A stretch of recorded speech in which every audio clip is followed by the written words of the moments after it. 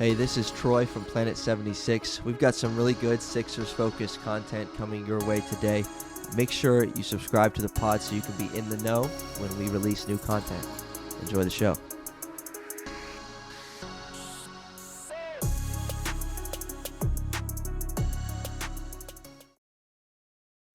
Welcome, everybody, to Planet 76, episode 77.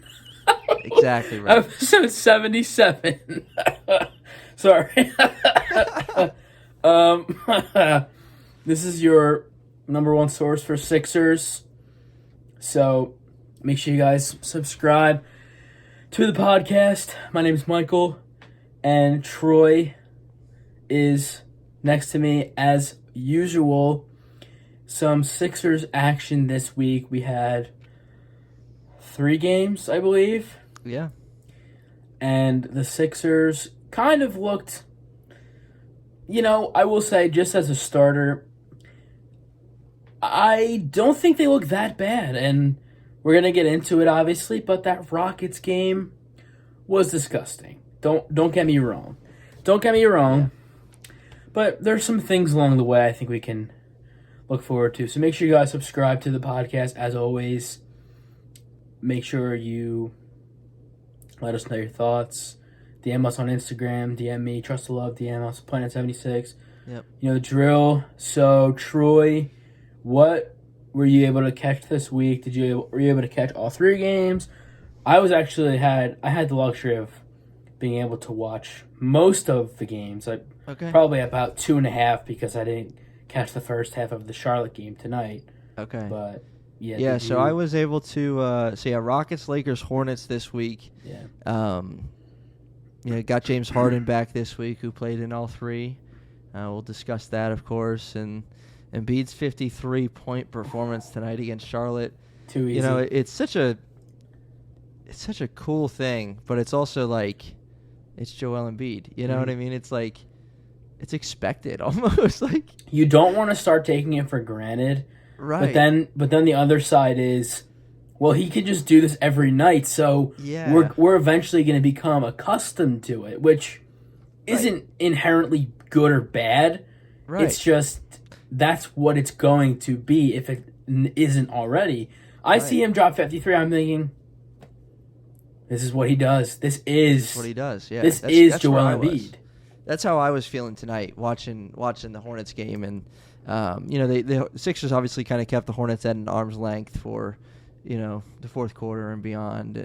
Fourth quarter and it got late. It got ugly, I guess. 131-113 final, but Joel was pursuing 50, and you could tell he was going to get it. And again, it was a cool thing, but it's like, even his reaction. I mean, he was goofing around on the bench and whatnot, but when he got to 51, he hit like a little floater or whatever. It was just business. So until he got to the bench and started acting like a clown. So that was cool to see, of course. But yeah, I was able to catch all the action there. The Lakers game is the one that is interesting for me. So I was able to watch the first quarter, and then the second quarter I had to listen on the radio. I was driving. And in the third quarter I didn't catch anything. The fourth quarter I listened on the radio, and I think I messaged you. I was like, imagine how I felt listening to the end of that game. So I was in the car with my fiance, and we, Sixers were up like 16-18. I was like, so I was half listening, half talking to her. Yeah. And then I hear the announcer get a little loud, and he's like, "Oh, Reeves just cut it to 6." And I'm like, what? And then the turnovers, we couldn't get the ball in bounds. So I messaged you. I was like, dude, especially when Anthony Davis went to the line after that turnover, I was like, it's over. Like, this is humiliating. Like, this is bad. Like, that's a bad loss is what's going on in my head. And then Davis misses the second free throw, I believe, and we get to overtime, and it was a completely different story in overtime. So a lot of good in that game, a lot of terrible and scary in that game, and then a lot of ugly, but a lot of good. Again, 13-2 in the overtime period for the Sixers. So way to recover, obviously. That had to be done, considering they shouldn't have made it. They should have been close, and then frankly they should have lost the game. Obviously, Davis goes to the line, makes one free throw, it's over. So I don't know. Again, that was my perspective on the radio. I don't know. and part of me was thankful that I wasn't watching. I was listening, but part of me was like, this is the worst. Like, how am I not seeing this? So I don't know what your take was on the end of the fourth quarter and that one, and then, of course, overtime. Oh, my gosh.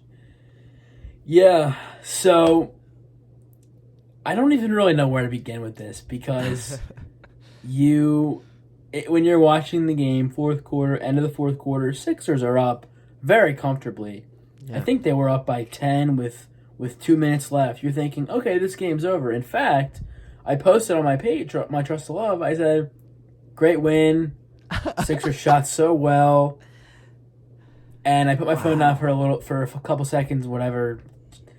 So I come back, a minute left in the game, and it's only a 5-point lead or whatever it was. Yeah. And I was thinking, okay, well, they'll still win. We got it. And then I was reading the comments on my post, and everybody was like, you're going to jinx this team, you're going to jinx us. And I was like, no, it's fine. They're going to win, it's fine. So then, here they come, tying the game, and I'm thinking, what am I witnessing? What is actually happening? This is a nuclear meltdown. It was So obviously they end up winning, they go to overtime, but you just said it, but you go to overtime after leading by 10, you don't really deserve to win. And luckily they closed out very well, like you said. I think you said 13-2 in overtime. Yeah. Mm-hmm. So that's great, but they had no business being in overtime. For the most part, the Sixers had their way in that game. They pretty much outplayed the Lakers as a team for the most part. Yeah. And they really had no business going to overtime. The Lakers had no business coming back. But, as I said, absolute meltdown for the Sixers. Luckily, it ended in a win. And overall, still, I will say it was a great win because the Lakers have been hot. They're still on a bit of a run right now. And I think the Lakers are a good team from a roster standpoint. Certainly, I don't know that their record reflects it right now. I still think they're a good team, a very good team. So I'm very happy with that win overall. And I'm just glad that things are kind of trending upward. I don't know if you agree with me with this team, but I think to a degree, things are trending upward. Harden is back. He looks better than he did on Monday, which we still talk about that game. Yeah. But Embiid is looking great. Surrounding guys are looking very good. Harris is still looking very good. He had a great game on Monday, too. And Max is coming back soon. So the hope is when the new year rolls around, hopefully this team is really going to be rolling, and we're going to really get a much better picture of what they are, because we still don't even really know what this team is yet. There's just been so much, I don't even know the word, confusion, just overall bewilderment from a team perspective. They've been missing two key guys. Their bench has been off and on. Embiid missed time. Coaching is questionable. There's still a lot of questions that need to be answered, and a lot of them are going to be answered with time, in time, but we need that time. And I think the next few weeks will be good enough. Yep, I think the key word in all you just said is the word hope. Yes. And hopefully, hope is yes. Because it is, and to your point, there's been a lot of confusion. There's been a lot of inconsistency from guys who have been healthy. There's been inconsistency just due to guys that haven't been healthy and haven't been playing, and you don't know what it's going to look like on a given night. Montrezl Harrell got the most minutes for a big man off the bench tonight. You just don't know what to expect, and we'll talk about this in a moment, I'm sure. But part of the thing, and I don't necessarily, you can't really blame Glenn Rivers for it. Is just the whole thing. Montrezl Harrell's getting minutes tonight. Matisse gets some action here or there. Furkan gets some action here or there, and a lot of that is just due to what he's been dealt as far as injuries are concerned. And DeAnthony Melton, oh my goodness, against the Lakers, what a night for him. That Agenda was awesome. Pushing hard right now. Yeah. That was awesome. And then Shake's been big, and Shake's had moments, and it is going. What I'm most, I don't want to say concerned because concern's the wrong word, but what I got my eye on, when Maxey gets back, especially is how all of this is going to shake out. Yeah. As far as who's going to get minutes and Shake is one of the guys who I'm going to have my eye on and see how it's going to work for him. Because Glenn has his hands full. He just does with the way that Shake has played, with the way that D'Anthony Melton has played, and then you got some of the wings. What's he going to do with those guys? What's he going to do with Harrell and Reed? And it's going to be interesting. So that's something to have your eye on. But yeah, I mean it's you think about the Lakers game. To go back to that, Sixers win by 11 in overtime, and so you take out the last 90 seconds, last 2 minutes of the game. That's a 20-25 point win. Yeah. Outside of a 90-second window. Very Sixers-esque meltdown. Yeah. So what have you seen? What have you seen from James Harden? So he's played in all 3 of these games. I don't think Glenn Rivers expected him to play 47 minutes in his second game back against the Lakers. Probably not ideal, but I guess he was okay because he played tonight against a very bad team in the Hornets. So obviously he's healthy because he didn't necessarily have to go tonight. I didn't know who would go tonight after 2 overtime games this week, but everybody went in the starting lineup. So what have you seen from Harden? So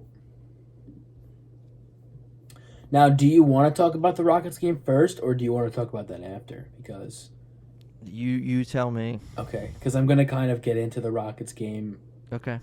So James Harden returns in Houston on Monday, which, unless you've been living under a rock, you would know.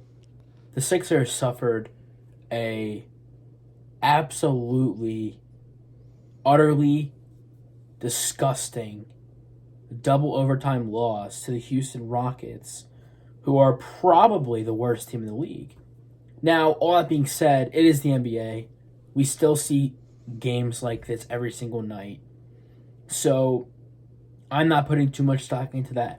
What I am putting a lot of stock into is that it went to double overtime and the Sixers still lost. They pushed it all the way to double overtime and they still lost. Now, It was bad. Yeah, it was disgusting. It was gross. I do think that Harden maybe played a role in this, and I'm not trying to slander Harden or anything here, but he did shoot 4 for 19 from the field, and while he isn't the greatest in terms of shooting efficiency, that's bad. That's really bad. You only make 4 shots, but you take 19. That's horrible. 4 for 11 from 3 is a little better because, again, he's not the greatest shooter of all time in terms of efficiency, making a ton of shots. But 4 for 11 is 36%, and that's okay from 3, especially if you're James Harden, so I'm fine with that. But in overtime and double overtime, he just didn't look great. He had a couple turnovers. He had 7 on the night. He had a couple turnovers, which actually I think is a season high. Yeah, that's a season high, 7 turnovers. He had a couple turnovers on the night. Not most of them, but a few in overtime and double overtime. And I think he was forcing a bit too much on Monday in overtime. Now, again, a month off. He missed 2, 4, 6, 8, 10, 12 games. I mean, you need to get a game or 2 under your belt again if you're going to miss that much time. That's a lot of time. That's a month. We talked about it before. That's a month. So yeah, I think the good news for Harden is, he had this bad game against Houston, trying to do a lot, trying to do too much probably at times, especially late game, trying to hit step back after step back. Embiid throwing out of a, leaving the floor, jumping, and then throwing out of a shot to a pass, and it goes out of bounds like twice to 2 turnovers late in the game. But again, the good news for Harden is that he's played better since then. Yeah, he's actually played really, really well since then. Against the Lakers, he was a plus 11, 9 for 19, which is way better. That's basically double. 21% on Monday, 47% on Friday, which that's really great. And great for Harden. That's not really... 47% is below league average efficiency from the field, I believe. So not amazing, but still 3 for 8 from 3, perfect. 38% is amazing. 5 turnovers, still not amazing either, but better than 7. And 28 points, 12 assists, 5 turnovers, 2.5 to 1 assist to turnover ratio. I'm totally okay with that. I'm totally fine with that. That's a much more Harden-like performance. Yeah. And then tonight, it's actually funny because I wasn't even really paying attention to what Harden was doing tonight. And it kind of cost me because I realized way after that he had 16 assists tonight. Yeah, 16 assists, and I think we probably talked about it on here, but having a guy who can not only create like that, but pass the way that Harden can and does, it's just a luxury. And when you're without that luxury for the amount of time that the Sixers were without Harden for, it kind of matters. It kind of matters. That's a 6-to-1 assist-to-turnover ratio. 2 turnovers tonight. Or I'm sorry. I'm looking at the Hornets box score. Still, 4-to-1 assist-to-turnover ratio. Only 4 turnovers. 19 points, 16 assists, 9 rebounds.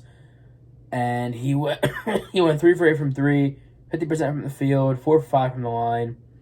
You know, that's a Harden. That's what I want to see. Yeah. That's what I would much prefer. Just balance, really. And he can do it. He's done it. He's had multiple double-digit assist games this year. I think he's had quite a few 15-plus assist games this year. So that's a much more Harden game. And I don't even really have to explain. You kind of know what I'm saying. That's a much more Harden game.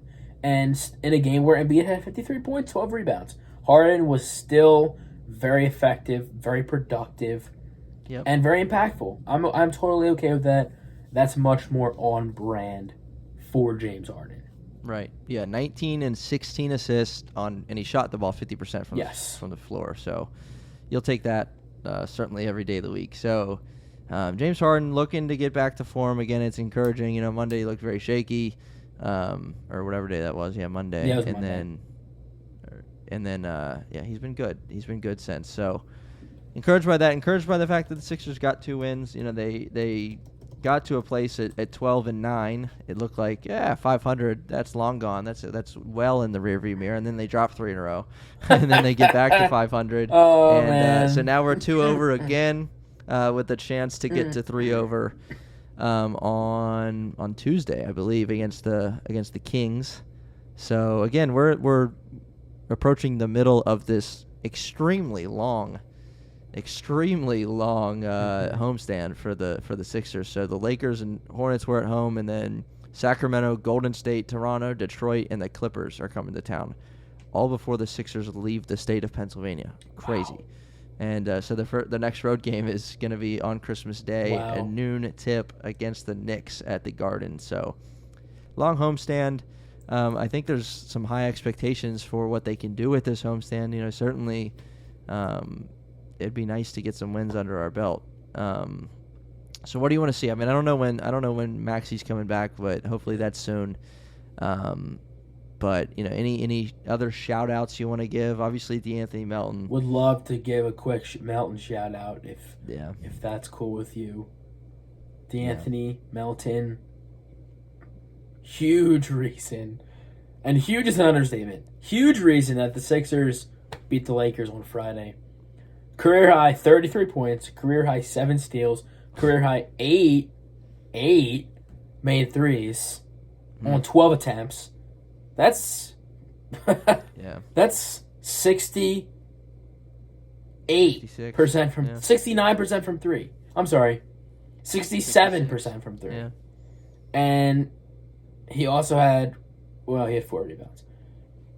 I mean, he was great. Yeah, I'm kind of at a loss for words because that's just perfection, beyond perfection, because you're not really expecting him to score 33 points.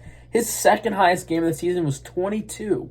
That's 11 less points than what he had the other night against the Lakers. I got nothing. I don't know. He was good. he was phenomenal. And then Matisse was very good in his minutes off the bench. I think only 13 minutes and 11 points. He had like 2 or 3 dunks in a row. Yeah, but then he fouled Austin Reeves. 2-minute stretch. He fouled Austin Reeves on a 3, and Austin Reeves made all 3 free throws. He's a 92% free throw shooter. How do you not know that? 1. And 2, why are you fouling? I'm sorry. That was bad. Hey, this is the shout-out phase. Hold on. Yes, but we'll get to that. I can't shout out Matisse. I'm sorry. He did have good minutes. Yeah, sure. But everything then he did well was canceled out by what he did. By how he fouled Austin Reeves. But I mean, that was just that was the nightmare stretch of everything the Sixers could do wrong. They did do wrong. Yeah. So that was bad. Fouling Austin Reeves. I mean, Austin Reeves almost beat us. Yeah. Crazy. I mean, and granted, okay, I will say the Sixers shouldn't have been in that position to begin with. Right. But still. Okay, so do you know who the Sixers radio announcer is? The main guy? I don't know him by name. I don't listen to much Sixers games on the radio. Yeah, Tom McGinnis. Shout out Tom McGinnis if he's listening. I was listening to him. He did a phenomenal job. Don't listen to much radio. He does a phenomenal Sixers, job. Of course. Love that guy. But he did well. I was driving back and forth from the Bronx out to Long Island. And so he read a stat during halftime that I was like, there's just no way, unless I heard him wrong. Mm-hmm. But there was a stretch during that second quarter where, I'm sure you remember, both teams could not miss. Yeah, from the 8-minute mark on. Lakers had 10 straight field goals. Yes, but the number what I heard on the radio was that both teams combined in a span of 25 shots, they made 23 in a row. Yeah. Or 23 out of 25. Yeah. That's insane. I remember the Lakers. There was a stretch the Lakers quite literally made 8-9 shots in a row. Combination of threes. But layups, to only miss 2 shots out of 25. I think maybe it was they scored on 23 out of 25 possessions because then you have a little wiggle room for an offensive rebound. Mm-hmm. You know what I mean? To throw up a couple extra misses, but you score on 23 out of 25. That was insane. It was even listening to it, I was like, this is a crazy back and forth stretch. I want to go home and watch this. And so I did, obviously check out some of the highlights from that quarter especially. And then I had to put, again, listening on the radio, a whole different perspective. I had to put a visual to what I was hearing at how the Sixers completely let that game slip away at the end of regulation. So, but yeah, Sixers, again, tonight, 53 from Joel Embiid. I feel like we've just kind of mentioned that. 53 in a 131-113 win over the Hornets. Again, the Kings are up next. So real quick, again, this homestand, we got 5 games left in the homestand. We're sitting at 14-12. If we get hot, I mean, this potential to head into the new year, like you mentioned, with a roll going on. So what do you want to see? What do you hope to see, whether it's from a collective as a team, whether it's from coaching, whether it's from a player? What do you want to see as we finish out this homestand with these next 5 games? Yeah, so the Kings are on a bit of a heater this season. They've been playing really well, 5th in the Western Conference. I'm not the biggest believer in the Kings from a roster standpoint. I think they have a good team, but I don't know if 5th in the West is accurate. Mm-hmm. But yeah, I would love to see them pick up a win against the Kings, and just overall, I think the Sixers, for the most part, obviously there's been outliers.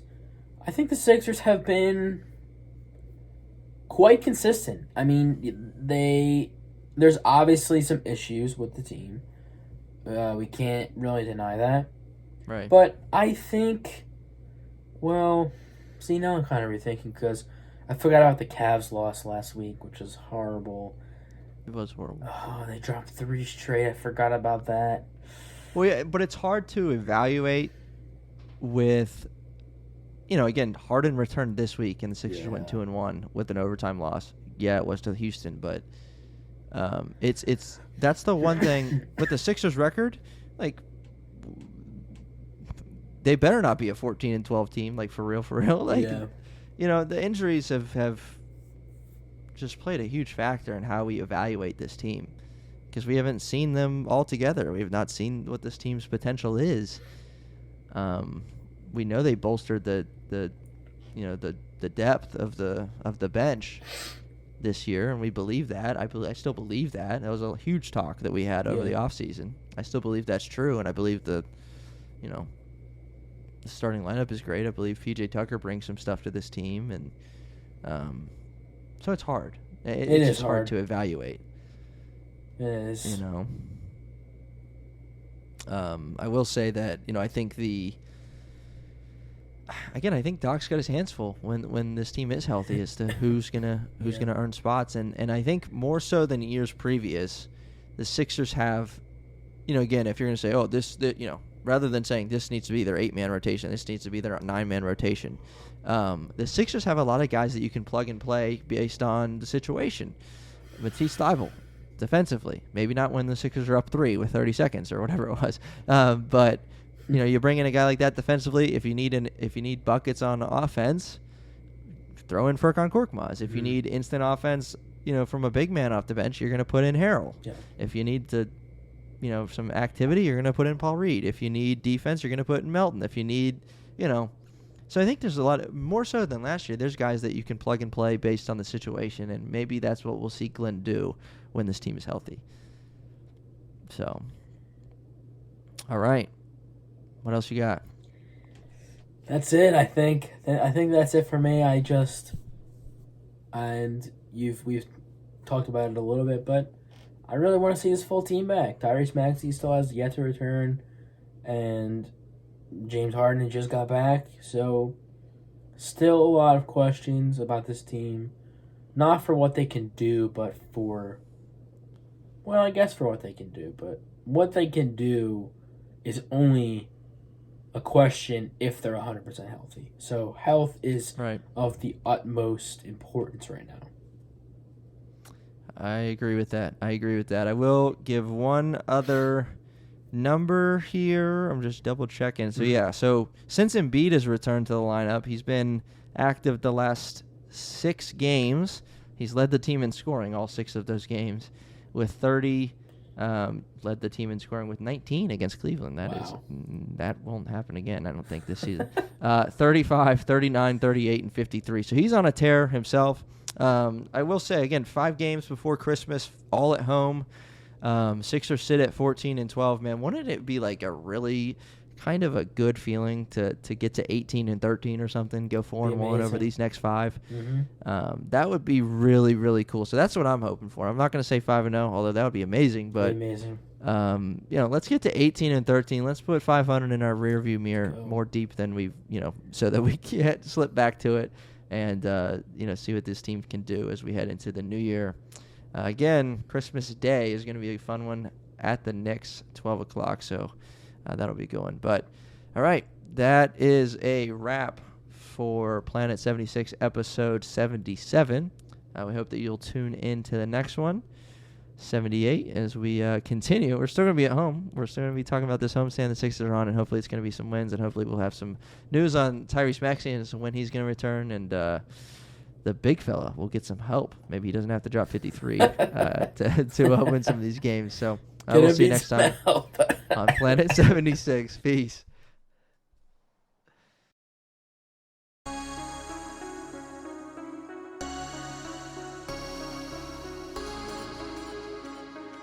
If you are a Philadelphia 76ers fan, this is the podcast for you. Planet 76, a weekly podcast covering all things Philadelphia 76ers. We'll see you next time.